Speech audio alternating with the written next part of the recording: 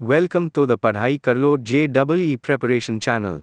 You can practice more problems on this exact topic on our Padhai Kar Lo Android app, link in the description below, or on our website padhaikarlo.com.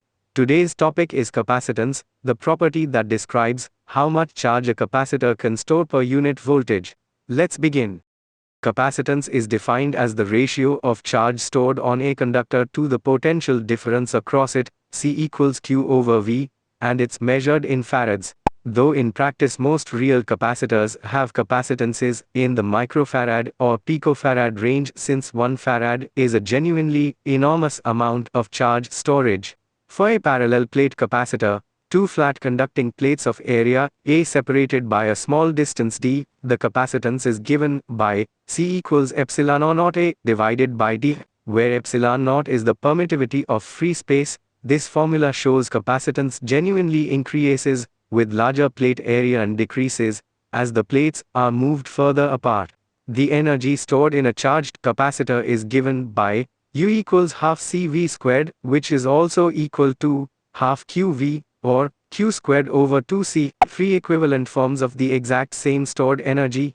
When capacitors are connected in series, the charge Q on each capacitor is genuinely identical since they're connected end to end in a single path, but the voltage divides across them, and the reciprocals of capacitance add 1 over C equivalent equals 1 over C1 plus 1 over C2, and so on, making the equivalent capacitance genuinely smaller than the smallest individual capacitor.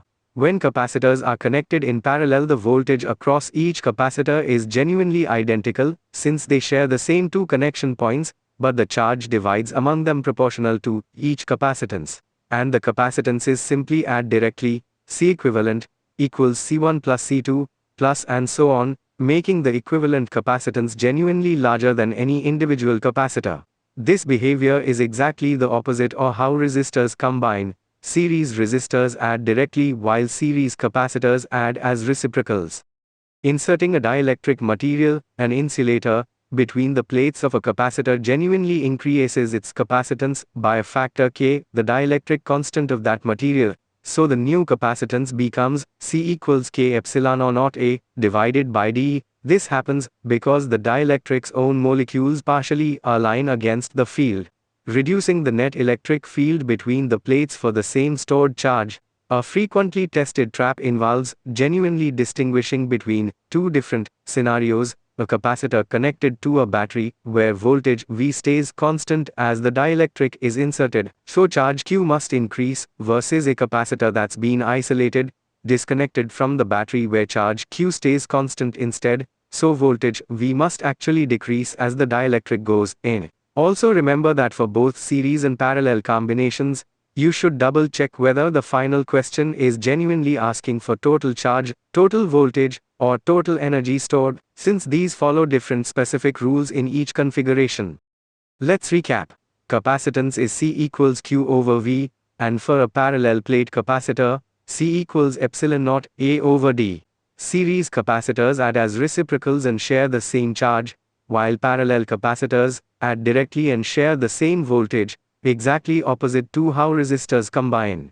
Inserting a dielectric increases capacitance by its dielectric constant K, and remembering whether the capacitor stays connected to a battery or is isolated tells you whether charge or voltage stays fixed. That's capacitance. Keep the series versus parallel rules and the battery connected versus isolated dielectric distinction sharp. They're the two most frequently tested ideas in this topic.